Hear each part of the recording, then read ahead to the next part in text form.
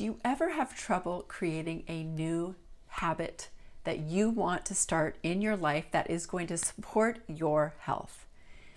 If you have a hard time with this, you're so not alone. And today I'd love to give you a structure to help make that new habit a success and sustainable in your life.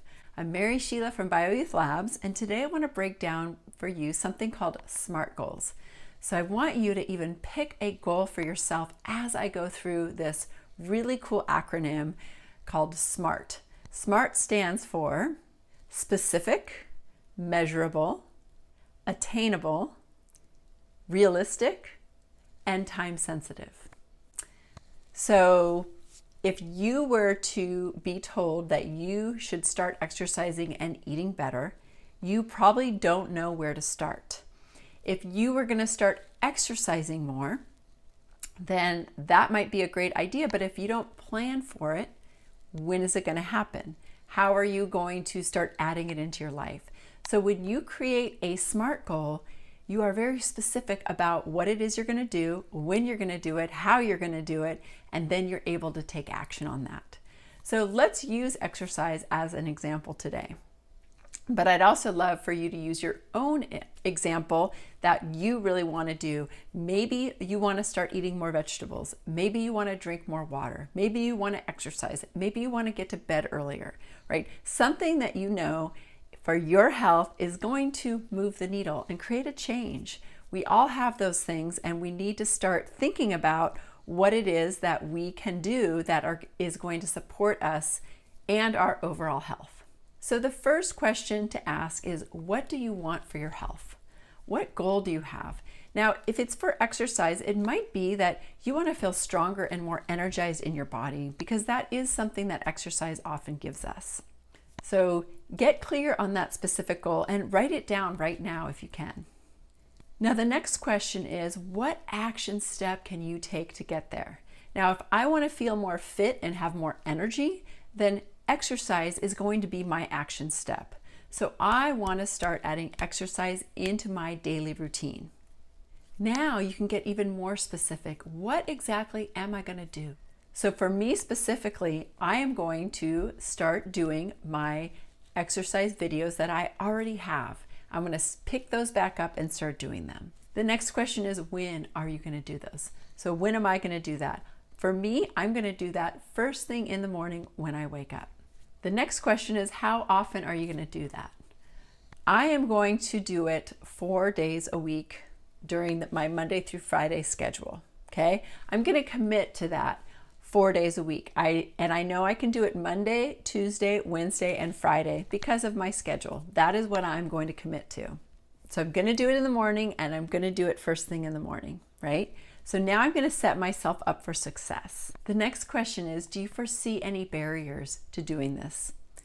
Now, barriers might be if I stay up too late the night before, if I just don't feel like it, if I sleep in, if something comes up in my day, but more than not, it's going to be probably not having a good night's sleep or staying up too late. Things like that might become a barrier for me, or if I have to work earlier on any of those particular days. And then the next question is, how can I overcome those barriers, right? So you can ask yourself for your goal, how can you overcome those barriers? Now, for me personally, a big barrier that I would have is if I stayed up too late or didn't have a good night's sleep. So I will really have to also pay attention to my bedtime and not stay up too late. Sometimes if I stay up too late, I catch that second wind and I don't have a good restful night's sleep. So I'm going to really have to focus on getting a good night's sleep. So now is a good time for you to figure out what your barriers are, as well as what you might be able to do to overcome those barriers. Now here's 2 extra questions you can ask yourself. On a scale of 1 to 10, how important is this action step to your life? How confident are you that you are going to follow through with this action step? Now, these are really important questions. If you don't score high for how important it is and how confident you are at following through with these, then you can make changes to those so that you are more confident. Now, if I do this exercise and I start feeling overwhelmed, like I'm probably not going to exercise 4 days a week, or, you know, that's probably not going to be what happens to me, then I can change it. I could say, you know what, I'm going to change it to maybe a different type of exercise, or maybe I'm just going to do it twice a week or 3 times a week. Making it more sustainable and less overwhelming. Because if I did get into a habit and a pattern of whether it was 2, 3, 4, 5 days a week of doing something, once I got into that rhythm, it might start to feel really good, and I might start to feel more energy, and it just feels more natural to get up in the morning and exercise. Now, sometimes that takes time, but that's part of creating a new habit. So remember, when you want to create a new habit in your life, you just need to make a plan, right? Make a plan, a SMART goal: specific, measurable, attainable, realistic, and time sensitive. So we did just that. I figured out exactly which days and what time I am going to start exercising. I'm just going to give you one more example. Let's say you wanted to start drinking more water, right? Then you might start your day with drinking a nice big glass of warm water, or warm lemon water, or room temperature water in the morning before you have your coffee or tea. And that might become your new habit. And suddenly you're getting an extra 8 to 16 ounces of water in the morning, first thing, before you do anything else. You can check that off your list. And I will say that that's a really great way to support your detoxification pathways in the body. When we wake up, we tend to be a little bit more dehydrated. So that actually adds and lends itself to really being very supportive of our overall health. So let's say you wanted to do that on a daily basis. The other little tip around our SMART goal is kind of sandwiching it in. So let's say you get up in the morning and you take care of some things in the bathroom, and then you come out and you turn your kettle on for your coffee or your tea. While your water is warming, that is when you can get hydrated and start drinking your water. Then you're sort of sandwiching that in to something that you're already doing.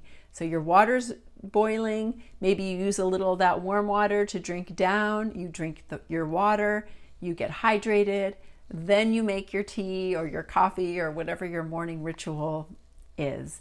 And then you now have already had 8 to 16 ounces of water before you drink your coffee or your tea or whatever you drink. So that's another way to think about your SMART goals, is what do you already do? How can you put this in there? Just like my example, get up in the morning, I'm going to have my workout clothes right next to my bed. I'm going to put them on and I'm just going to do it first thing in the morning, right? And then I can check that off the list. If I end up going and exercising later or doing anything else, then it's a bonus. I've exercised twice that day. So I really hope this is helpful. Please comment and let me know what your SMART goal is. I would love to know what yours is so I can cheer you on. Please subscribe and click on the bell for notifications to get more videos like these. And I hope you have a great day. Thank you so much.